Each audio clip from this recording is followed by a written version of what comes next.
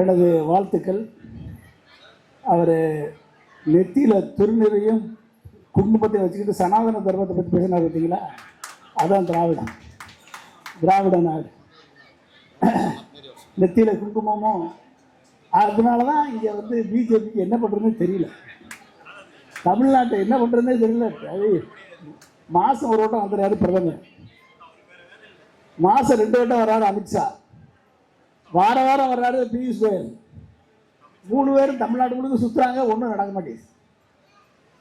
Okay, இந்த விழா இத்தனை பேர் வந்திருக்கீங்க, எல்லாருமே வந்து ஒரு கருத்துக்கு கட்டுப்பட்டு கருத்தியலை ஏற்றுக்கொண்டு திராவிட சித்தாந்தத்தை மனதிலே கொண்டு இந்த சித்தாந்தத்திற்கு நாம் ஆதரவாக இருக்க வேண்டும் என்ற எண்ணத்தோடு வந்திருக்கக்கூடிய அத்தனை பேருக்கும் எனது வாழ்த்துக்கள், நன்றிகள், வணக்கங்கள். பரவசாமி சாரும் நானும் பட்டிமன்ற பேச்சாளர் ராஜா அவர்களும் பிசி குருநாதனும் எந்த கட்சியும் சேராது, நாங்கள் எந்த கட்சியும் கிடையாது. ஆனால் ஏன் இங்கே வந்திருக்கோம், திமுக மேடைக்கு வந்திருக்கோம் அப்படின்னா,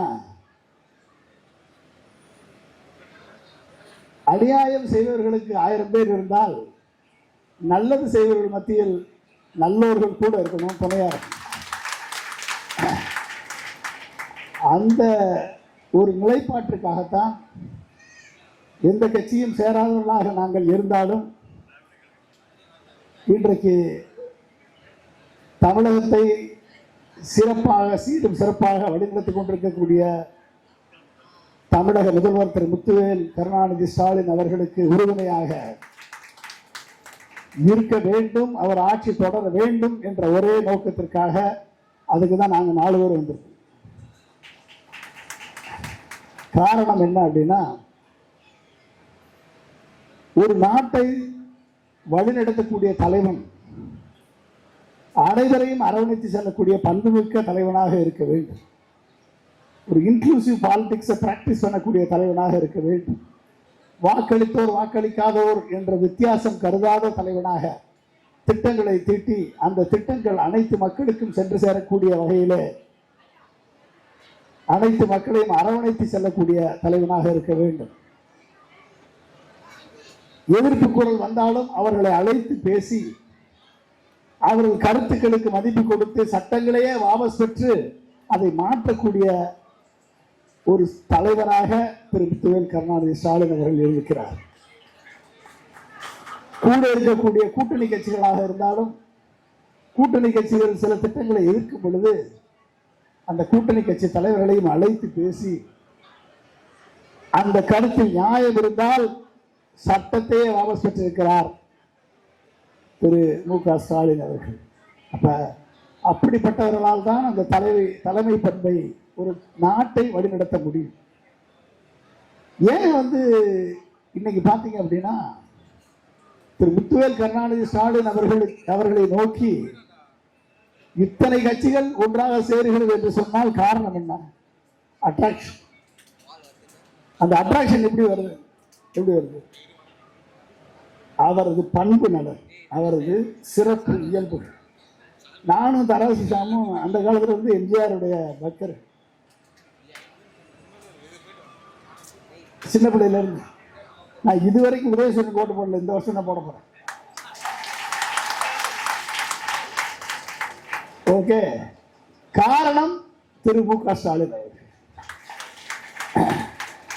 ஏன் அப்படின்னா அவரது அனைவரையும் ஈர்க்கக்கூடிய பண்பு நலன், அனைவரது கருத்துக்களுக்கு மதிப்பு கொடுக்கக்கூடிய பண்பு நலன்.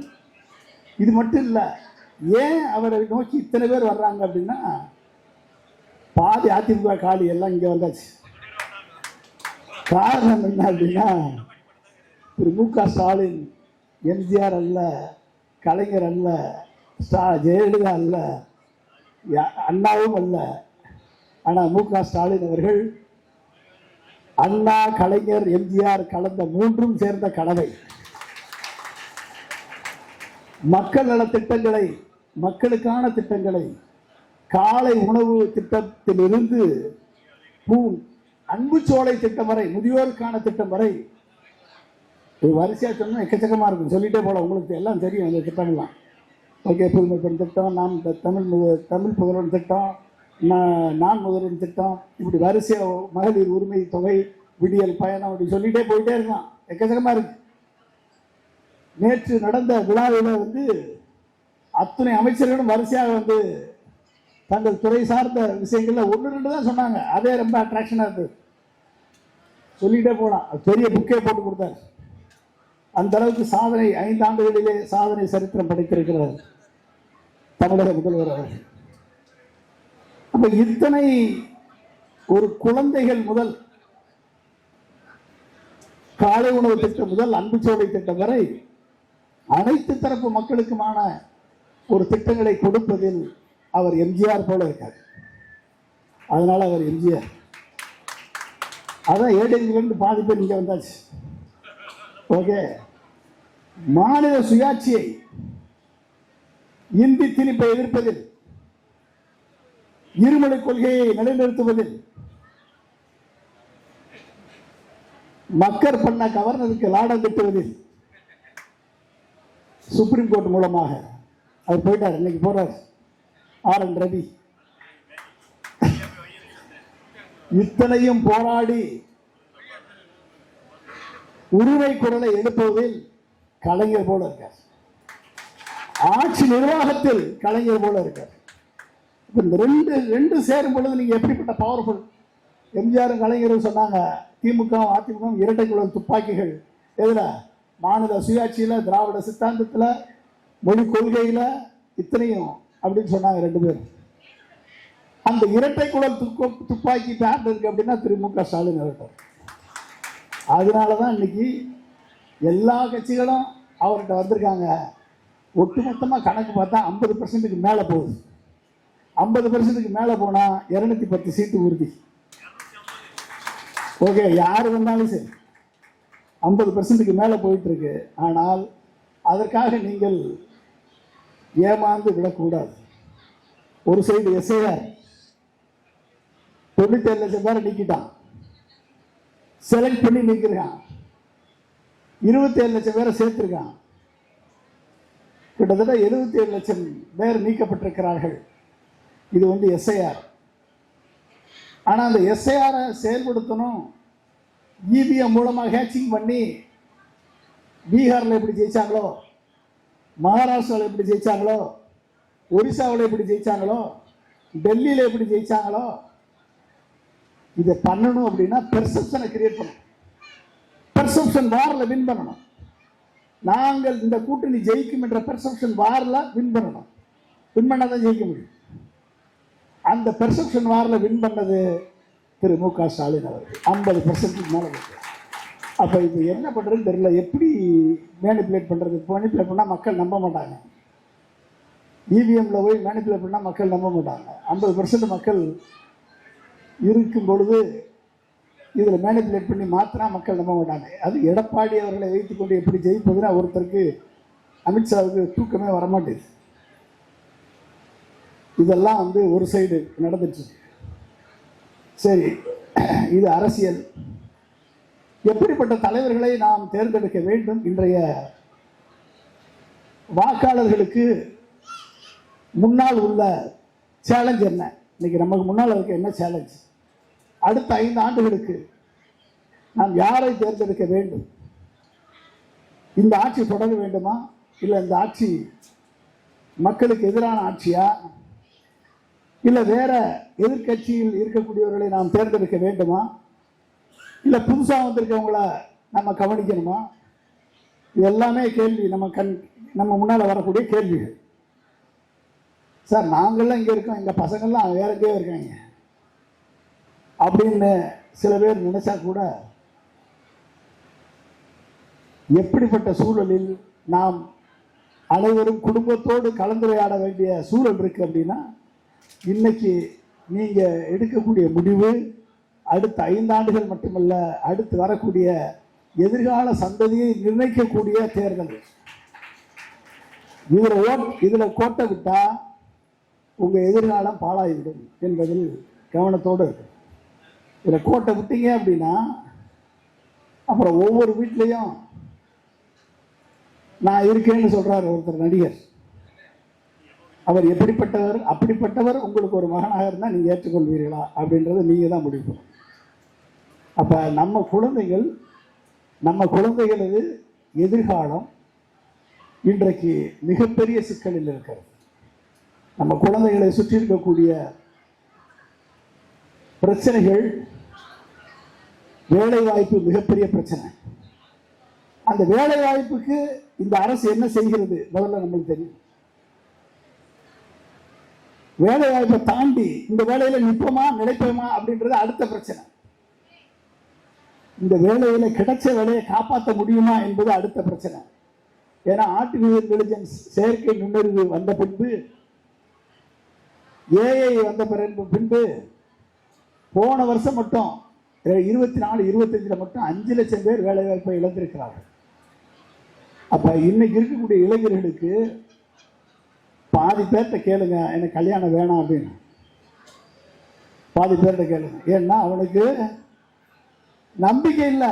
நமக்கு வேலை கிடைக்குமா, கிடைச்ச வேலையில் நிற்க முடியுமா, கல்யாணம் பண்ண அந்த பொண்ணை வச்சு காப்பாற்ற முடியுமா, இல்லை நம்மளை விட அந்த பொண்ணு அதிகமாக சம்பளம் வாங்குமா, இப்படிப்பட்ட சேலஞ்ச் இன்னைக்கு இருக்கு. அப்ப இப்படிப்பட்ட சேலஞ்ச் எதிர்கால இளைஞர்களுக்கு இருக்கக்கூடிய நேரத்தில் எப்படிப்பட்ட அரசு இருந்தால் இந்த சேலஞ்சை மீட் பண்ணி ஓவர் கம் பண்ணி வர முடியும் என்பதுதான் இன்னைக்கு நம்ம முன்னால் இருக்கிற மிகப்பெரிய கேள்வி. அந்த அரசு இந்த எதிர்கால இளைஞர்களை பற்றி சிந்திக்கக்கூடிய அரசாக இருக்க வேண்டும். அவர்களுக்கு வேலை வாய்ப்பு வழங்கக்கூடிய அரசாக இருக்க வேண்டும். ஏஐ வந்த பிறகு நீங்க தெரியும், மொபைல் போன்ல உங்க பசங்கள்லாம் நீங்க என்ன நினைக்கிறீங்களோ அதை விட அதிகமா ஏஐ டூல்ஸை வச்சு உங்களுக்கு காமிக்கிறாங்க. உங்க கையை காமிச்சிங்க அப்படின்னா ஒரு போட்டோ எடுத்து ஏஐ டூல் உள்ள போட்டீங்கன்னா அது கைரேகை ஜோசியம் சொல்லிடும். ஜோசியக்கார வேலை அவுட். கரெக்டா? உங்க வீடை அடுத்து இந்த வீடை டெக்கரேட் பண்ணி காமி அப்படின்னு ஏஐக்குள்ள போட்டீங்க அப்படின்னா கம்ப்ளீட்டா நியூ ஆர்கிடெக்சர் டிசைன் போட்டு காமிச்சிடும். ஆர்கிடெக்சர் வேலை அவுட். அவுட்டா? கேஸ் போடணும், ஒரு வக்கீல்கிட்ட போகணும், என் பிரச்சனை இதுன்னு சொல்லி ஏஐல போட்டீங்க அப்படின்னா அதே கேஸ் ஃபைலை ப்ரிப்பேர் பண்ணி கொடுத்துரும். வக்கீல் வேலை அவுட். அக்கௌண்டன்ட் பிரச்சனைய இந்த கணக்கை சரி பண்ணணும், இந்த கணக்கை பொய் கணக்காக மாற்றணும், ரெட்ட கணக்காக எழுதணும்னு சொல்லி அதை கொடுத்தீங்கன்னா அதே எழுதி கொடுத்துரும். அக்கௌண்டன்ட் வேலை காலி. காலியா? இப்படி ஒவ்வொரு வேலைகளும் டிசைன் பண்ணணுமா, என்ன வேணாலும் பண்ணலாம். போட்டோவை கொடுத்து உங்க போட்டோவை கொடுத்து டான்ஸ் ஆடிக்கன்னா அது டான்ஸ் ஆடி காமிச்சு மாற்றி காமிச்சு. இப்படி எல்லாம் இன்னைக்கு டூல்ஸ் வந்துருச்சு. அப்ப வரக்கூடிய இளைஞர்களுக்கு மிகப்பெரிய சேலஞ்ச் என்ன அப்படின்னா, ஆர்டிபிஷியல் இன்டெலிஜென்ஸ் நமக்கு எதிரி அல்ல. ஆனா யார் ஆர்டிபிஷியல் இன்டெலிஜென்ஸை ஒழுங்கா யூஸ் பண்றானோ அவன் உங்களுக்கு காம்படிட்டர், போட்டியாளன். புரிஞ்சுட்டீங்களா? இதுதான் நம்ம குழந்தைங்களுக்கு இருக்கக்கூடிய சேலஞ்ச். அப்ப இவர்களை எந்த இடத்துல வளரணும் அப்படின்னா, நேற்று திரு முதல்வர் மு க ஸ்டாலின் அவர்கள் அனௌன்ஸ் பண்ணியிருக்காரு 14 திட்டத்தில் ஒரு திட்டம். உயர்கல்வித்துறையில் ஆர்டிபிஷியல் இன்டெலிஜென்ஸை நான் பாடத்திட்டமாக உருவாக்குவேன் என்று அவர் கொடுத்திருக்கார். இப்ப இவர் தானே எதிர்காலத்தை பற்றி சிந்திக்கக்கூடிய தலைவன். ஆர்டிபிஷியல் இன்டெலிஜென்ஸை மாணவர்களுக்கு, பள்ளி மாணவர்கள் கொண்டு வருவேன், உயர்கல்வித்துறையில் கொண்டாடுவேன். அவர் சும்மா வாயில சொல்லல. 46 லட்சம் பேருக்கு நான் முதல்வர் திட்டத்தின் மூலமாக ஸ்கில் டெவலப்மெண்ட்டை உருவாக்கி கொடுத்து விட்டு நான் இதை செய்வேன் என்று சொல்லியிருக்கிறார் என்று சொன்னால், செய்து காண்பித்து விட்டு என்னால் முடியும் என்று சொல்பவரை நம்புவீர்களா? நானும் என்ன வேணாலும் செய்வேன்னு சொல்றாரு, நம்புவீங்களா? ஓகே, செஞ்சு காமிச்சிருக்காரு. நான் முதல் ஸ்கீம்ல நேற்று ஒரு பொண்ணு ராஜேஸ்வரின்னு ஒரு பொண்ணு டிஎன்பிசியில் டெப்டி கலெக்டராக இருக்குது, மதுரை வாடிப்பட்டி சேர்ந்த ஒரு பொண்ணு, நான் முதல்வன் ஸ்கீமில் படித்து ஆல் இந்தியாவில் second rank, 56 IAS IPS selection. காரணம் தமிழக முதல்வர் திரு மு க ஸ்டாலின். இளைஞர்களை பற்றி, உங்கள் குழந்தைகளை பற்றி சிந்திக்கக்கூடிய தலைவனாக இன்றைக்கு இருக்கக்கூடிய ஒரே முதலமைச்சர் திரு மு க ஸ்டாலின் அவர்கள்.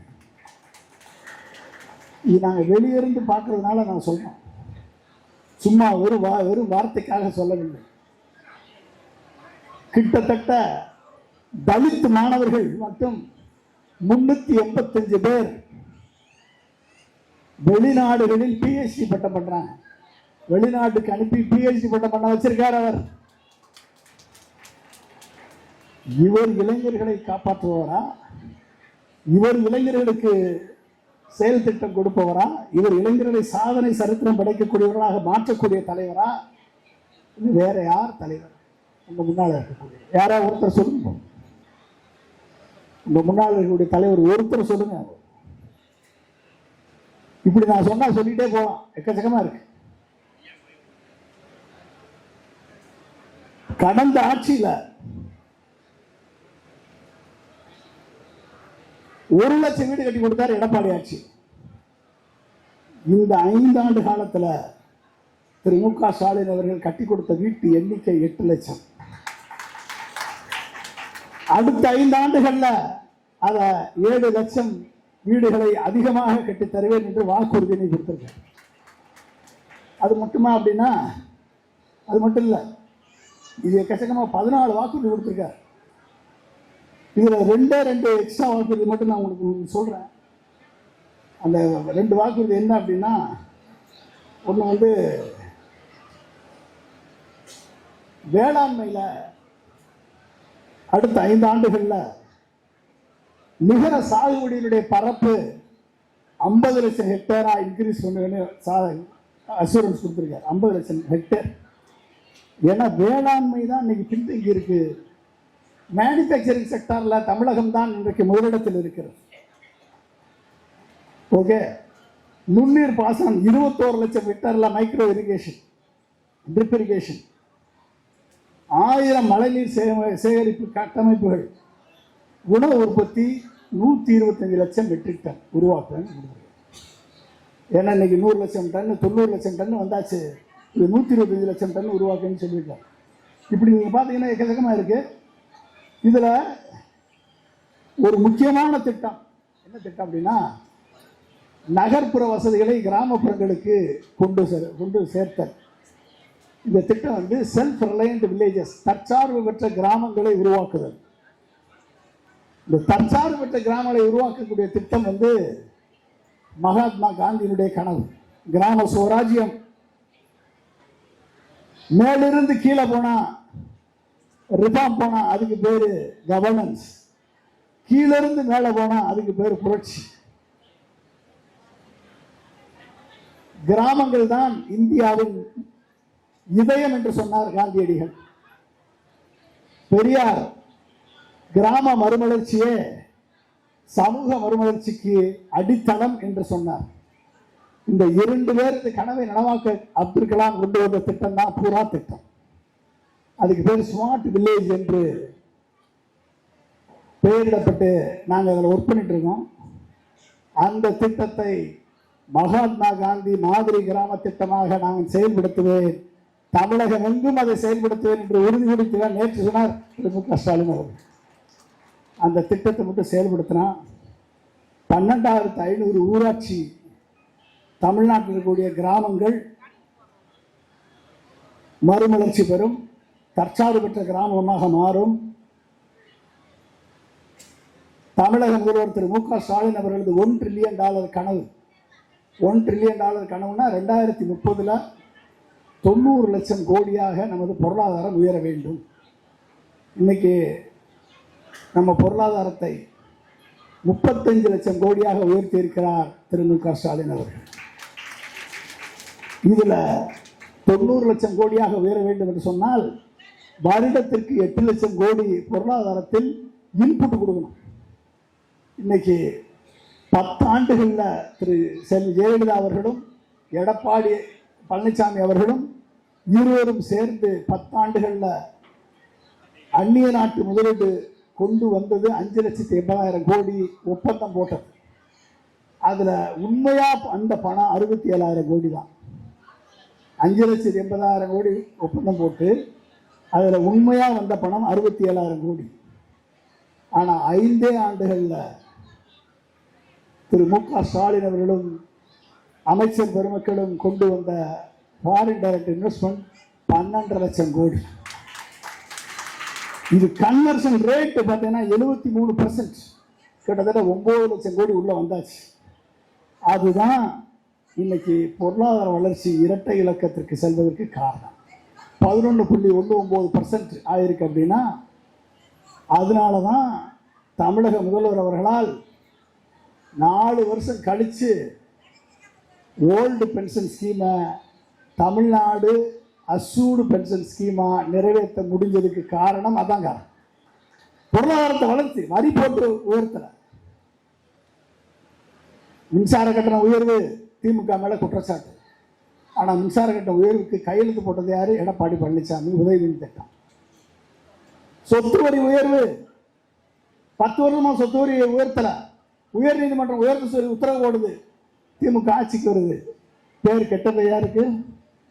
திமுக கவர்மெண்ட். ஓகே, அப்ப வரியை உயர்த்தி எடப்பாடி பழனிசாமி ஒரு திட்டம் அறிவிச்சார். ஒரு 3 ஸ்கீம் கொடுத்தார்.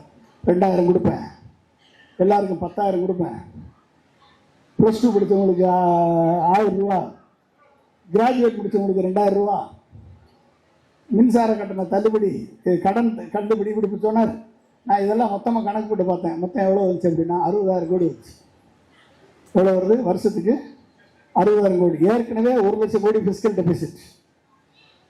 இதில் 60,000 கோடி சேர்த்தா 1,60,000 கோடி.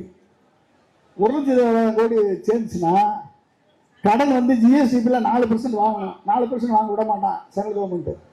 எஃப்ஆர்பிஎம் ஆக்டிபடி 3% தான் வாங்க முடியும் கடன். அப்போ வாங்க முடியாத கடனுக்கு நான் தள்ளுபடி கொடுக்குறேன், இலவசம் கொடுக்குறேன்னு சொன்னது யாரு? எடப்பாடி. ஆனால் பொருளாதாரத்தை முன்னேற்றி விட்டு என்னால் கொடுக்க முடியும் என்று 5,000 ரூபாய் போட்டு 3,000 ரூபா கொடுத்து 2,000 ரூபாய் சேர்த்து போட்டு அடுத்த வருஷம் நான் வந்தால் 2,000 ரூபாய் கொடுப்பேன்றதை சிம்பாலிக்கா உணர்த்தி என்னால் செய்ய முடியும் என்று சரித்திர சாதனை படைத்தவர் யாரு? ஓகே, இது நடந்திருக்கு. ஓகே, இதெல்லாம் பார்த்தீங்கன்னா வரிசையா இப்படிப்பட்ட இந்த கிராமப்புற ஸ்மார்ட் வில்லேஜ் திட்டத்தை அப்துல் கலாம் அவர்கள் கொடுத்த திட்டத்தை திரு மு.க. ஸ்டாலின் அவர்கள் நிறைவேற்ற இருக்கிறார் என்னும் பொழுது கிராமப்புற பொருளாதாரம் 3 லட்சம் கோடி வருடத்திற்கு இந்த 12,500 வில்லேஜஸ்லையும் இந்த திட்டங்கள் நிறைவேற்றப்படும் பொழுது 3 லட்சம் கோடி பொருளாதாரத்தில் இன்புட்டா வரும். அப்ப ஏற்கனவே மேனுஃபேக்சரிங் செக்டார்ல ஒரு 3 லட்சம் கோடி வருது. இதுல ஒரு 3 லட்சம் கோடி, 6 லட்சம் கோடி. மற்ற டெவலப்மெண்ட் அக்ரிகல்ச்சர்ல ஒரு 3 லட்சம் வந்துச்சுன்னா $1 ட்ரில்லியன் இலக்கை ஈஸியாக எழுதக்கூடிய வாய்ப்பை உருவாக்கி வைத்திருக்கக்கூடிய ஒரே முதலமைச்சர் திரு மு.க. ஸ்டாலின். 10 ஆண்டுகால ஆட்சியில் 6% பொருளாதார வளர்ச்சியை கூட அச்சீவ் பண்ண முடியாத எடப்பாடி பழனிசாமியை தேர்ந்தெடுப்பீர்களா? 5 ஆண்டுகளில் 11.19 வளர்ச்சியை கொண்டு வந்த மு.க. ஸ்டாலினை தேர்ந்தெடுப்பீர்களா? யார் தேர்ந்தெடுப்பீங்க? இதுதான் நம்ம முன்னால் உள்ள கேள்வி. இளைஞர்களுக்காக நான் முதல்வன் திட்டத்தை கொண்டு வந்த திரு மு.க. ஸ்டாலின் அவர்களை தேர்ந்தெடுப்பீர்களா? தமிழகத்தில் வடநாட்டுக்காரர்களும் வேலை பார்க்கலாம் என்று சட்டம் போட்ட எடப்பாடி பழனிசாமியை தேர்ந்தெடுப்பீர்களா? ஓகே, இதெல்லாம் நம்ம முன்னாள் கொஸ்டின். சரி, இன்னைக்கு லாஸ்டா வரேன். இன்னைக்கு இப்பதான் ஒருத்தர் நடிகர் விஜய் மகளிர் தினத்தை கொண்டாடி மகளிருக்கு என்னென்னலாம் செய்ய போறேன்னு ஒன்று அனௌன்ஸ் பண்ணார். அதை வந்து நான் பார்த்தேன். அது என்ன சொன்னார் அப்படின்னா, தஞ்சாவூரில் போய் ஒரு கூட்டத்தை பேசினார். சிம்பிளாக முடிச்சிடுறேன். அந்த கூட்டத்தில் நான் உங்களுக்கு தம்பியாக, அண்ணனாக, தாய் மாமனாக, மகனாக இருப்பேன். உங்களுக்கும் எனக்குமான உறவு எலெக்ஷனுக்காக வந்ததல்ல, இது எமோஷன் அப்படின்னார். வெறும் எமோஷன் அல்ல, ஓஷியானிக் எமோஷன் அப்படின்னார். நான் நினைச்சேன் ஒய்ஃப்கிட்ட எமோஷன் கிடையாது, பிள்ளைகிட்ட எமோஷன் கிடையாது, 2 பிள்ளைகிட்ட எமோஷன் கிடையாது, அப்பா அம்மாட்ட எமோஷன் கிடையாது, சொந்த வீட்டிலேயே எமோஷன் இல்லையே, நீ எப்படியா மக்கள்கிட்ட எமோஷனாக இருக்கு? இந்த கேள்விக்கு ஏதாவது பதில் இருக்கா? இருக்கா? இல்லை. இன்னைக்கு அவர் ஒன்று சொல்லியிருக்காரு. என்ன சொல்லியிருக்காரு அப்படின்னா, சொல்லி முடிச்சிடறேன் நான், என்ன அடுத்த 2 பேர் பேசுகிறேன். அவர் சொல்லியிருக்காரு, பெண்கள், குழந்தைகள், முதியோர்கள் நலன், இது விஜய் அவர்களது நேரடி கட்டுப்பாட்டில் அந்த மினிஸ்ட்ரி இயங்குமா. அவங்களுக்கு தனி மினிஸ்ட்ரி. யார் தெரியுமா? பெண்கள், குழந்தைகள், முதியோர்கள். அவர் வீட்டு பெண்ணு சேஃப்டி இல்லை, குழந்தைங்க 2 பேர் எங்கே இருக்கான்னு அவருக்கு தெரியாது, முதியோர் அப்பா அம்மா 2 பேரும் எங்கே இருக்காங்கன்னு தெரியாது. இவர்கிட்ட கண்ட்ரோல் ஒட்டுமொத்த தமிழ்நாட்டுடைய பெண்கள், குழந்தைகள், முதியோர் கண்ட்ரோல் இருக்கணுமா? இல்லையா? அது இது நம்புவீங்களா? நீங்கள் யாராவது நம்புவீங்களா? தமிழக மக்கள் நம்புவீங்களா? நேரடி மினிஸ்ட்ரினா என்ன ஆகிறது? என்ன ஆகுறது? சந்திரசேகர்கிட்ட கேட்கணும், சங்கீதாட்ட கேட்கணும், பிள்ளைங்கிட்ட கேட்கணும். அப்போ நாடு சீரழிவோமா இல்லையா? சரி, ஓகே. இவர் வரிசையாக சொல்லியிருக்காரு, மதிப்புமிகு மகளிர் திட்டம் 2500 ரூபா. ஸ்டாலின் 2000 ரூபா கொடுக்குறேன்னாரு, 1000 ரூபா கொடுத்துட்ருக்காரு, 2000 ரூபா கொடுத்துட்டாரு. இவர் 2500 ரூபா கொடுக்குறேன்னு இருக்காரு. அன்னபூரணி சூப்பர் 6 திட்டம் 6 கேஸ் சிலிண்டர் கொடுத்துறாரு, வருஷத்துக்கு கொடுத்துட்றாரு. அண்ணன் சீர்திட்டம், திருமணம் 1 பவுன் நகை. 1 பவுன் நகை எவ்வளவுமாப்பா? எவ்வளவு? 1,30,000? நான் 1,20,000 நினைச்சிட்டு இருக்கேன். 30,000 ஒரு கூட்டிகிட்டே இருக்கு. 1,30,000 1 பவுன் நகை. இதெல்லாம் நல்லா கிடைக்கும். நல்லா கிடைச்சா நீங்கள் மாற்றி ஓட்டு போட்டுருவீங்கல்ல. பட்டு சேலை. அடுத்து காமராஜர் கல்வி உரிமை திட்டம், இடைநிற்றல் இல்லாமல் கல்வி படிக்கிறதுக்காக ஒவ்வொரு குடும்பத்து பெண்களுக்கும் 15,000 ரூபா கொடுக்குறாங்க. 5,000 ரூபா. வெற்றி பயணம், எல்லாத்துக்கும் இலவச பெண்கள் அத்தனை பேருக்கு எல்லாத்துக்கும் எல்லா பஸ்லையும் இலவச பயணம். எல்லா பஸ்லையும் 21,000 பஸ் இருக்குது. இப்போ 7,500 பஸ்ஸில் இலவச பயணம் போடுறாங்க. 21,000 பஸ்ஸில் இலவச பயணம். பாருங்க என்னெல்லாம் அள்ளி விடுறாங்க. அடுத்து 0 டாலரன்ஸ் ஃபார் உமன். உமன் சேஃப்டிக்காக 500 பாதுகாப்பு படை உருவாக்குறாரு. அஞ்சலை அம்மாள் அதிவிரைவு நீதிமன்றம். அப்புறம் பட்டன் அமுக்குனா உடனே போலீஸ் வந்துடும் உங்களுக்கு.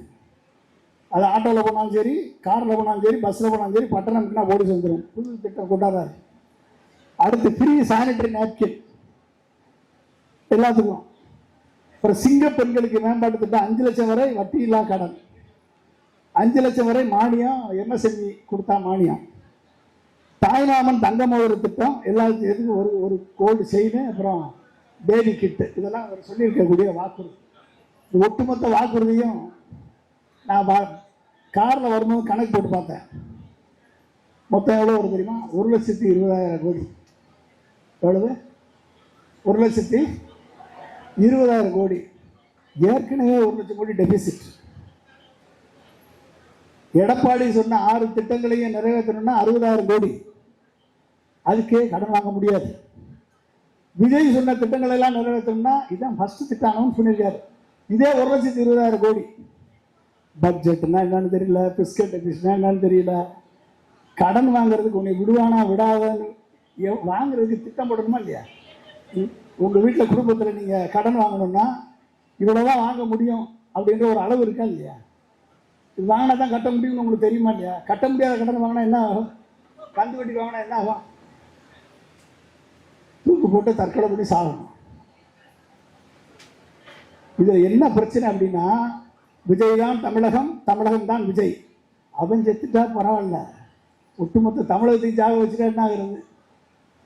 ஓகே, பாருங்களேன். பிஸ்கல் டெபிசிட்னா என்னன்னு தெரியல. ஆமாம், வாயில் வந்ததுன்னு அள்ளி விடுறாங்க. பண்ண முடியுமா முடியாதான்னு தெரியல. இதை பண்ணணும்னா என்ன பண்ண தெரியுமா? ஜிஎஸ்டிபி growth 18% கொண்டு போகணும்.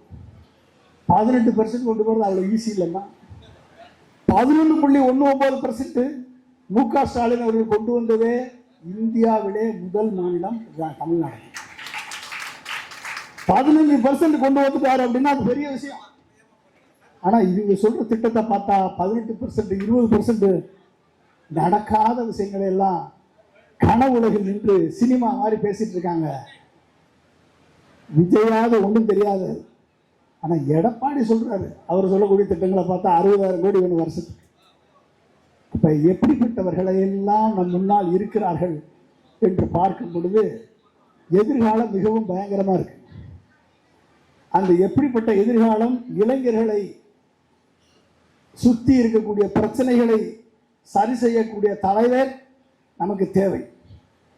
இந்த இளைஞர்களை அடிமைப்படாத இளைஞர்களாக, அந்த இளைஞர்களுக்கு லட்சியத்தை விதைக்கக்கூடிய தலைவராக வர வேண்டும்.